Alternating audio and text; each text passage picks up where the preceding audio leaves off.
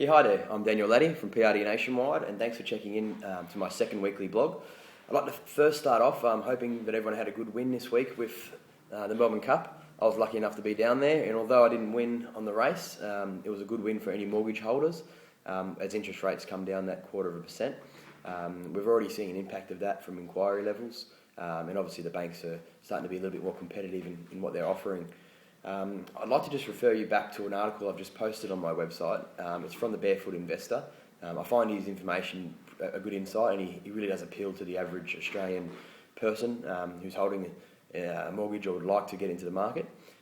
So check that article out. What it's referring to is trying to leave that $50 reduction that the average loan will be receiving, trying to leave that in your mortgage, and the way that will help you potentially reduce your interest over that time of the loan is quite dramatic. So there's a lot more details on that article, so please have a good look. I'd also like to talk about just how good of a month we've had. So October was fantastic. It really has been fueled by first home buyers. I've done a bit of analysis of some of the sales that we had.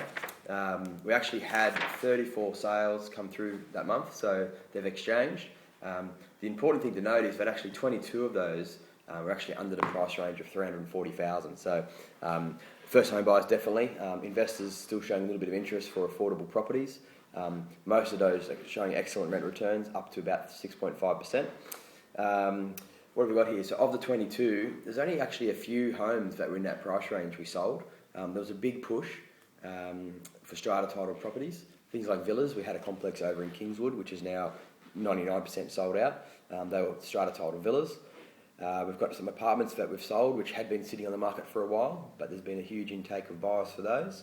Our records actually show, and I think this would be backed up by Residex, that the actual prices have spiked for those type of properties from around about 4 to 5%.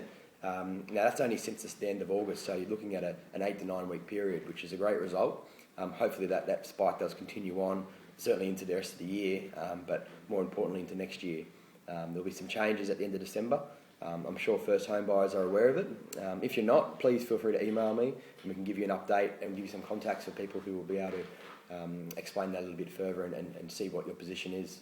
So that's about it for today. I just wanted to give you a bit of detail on like my opinion of the interest rates. I think by it coming down, it really is just going to help fuel our real estate market, especially here in Penrith. I speak to a lot of different bank advisors and bank managers, and they're seeing a lot of new interest come through trying to get pre-approvals.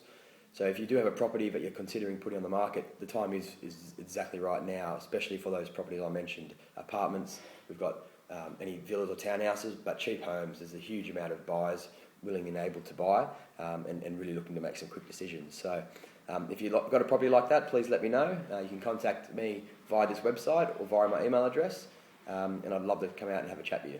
Thank you very much, and we'll speak to you next week. Thank you.